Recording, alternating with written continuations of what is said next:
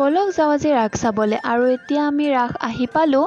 তাৰপাছত এয়া আহিয়ে গেটত ধুনীয়াকৈ ৰাধা-কৃষ্ণ মূৰ্তিটো থৈ দিছে। তাৰপাছত এয়া ইয়াৰ ভিতৰে যাব লাগিব। বহুত ধুনীয়া হৈছে ইয়াৰ মানে ৰাস। আপোনালোক সকলোৱে আহিব ইয়াতে ৰাস চাবলৈ, বহুত ধুনীয়া হৈছে। তাৰপাছত এয়া মই মূৰ্তিবিলাক অকণমানকৈ দেখুৱাই দিছোঁ। গোটেইখিনিতো দেখুৱাবও নোৱাৰি, শ্বৰ্ট ভিডিঅ'টোত মানে গোটেইখিনি দেখুৱাব লাগিলে অকণমান প্ৰব্লেম হয়। মই অকণমানকৈ আপোনালোকক ভিডিঅ' কৰি দিছোঁ। তাৰপাছত এয়া চাওক আৰু এটা ধুনীয়া বস্তু, জয় সিয়াৰাম, হনুমানজী আৰু ৰামচন্দ্ৰৰ মূৰ্তি ধুনীয়া হৈছে, মানে বহুত ধুনীয়া হৈছে। তাৰপাছত এয়া চাওক, মানে ইমান মানুহ হৈছে ৰাসত, ক'ব নালাগে আৰু মানে বহুত মানুহ হৈছে।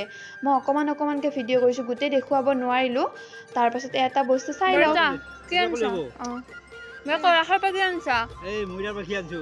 ময়ূৰৰ পাখি আৰু মিঠাই আনছো। মই কি খাইছা? এই পান এটা খালো। মিঠাই আ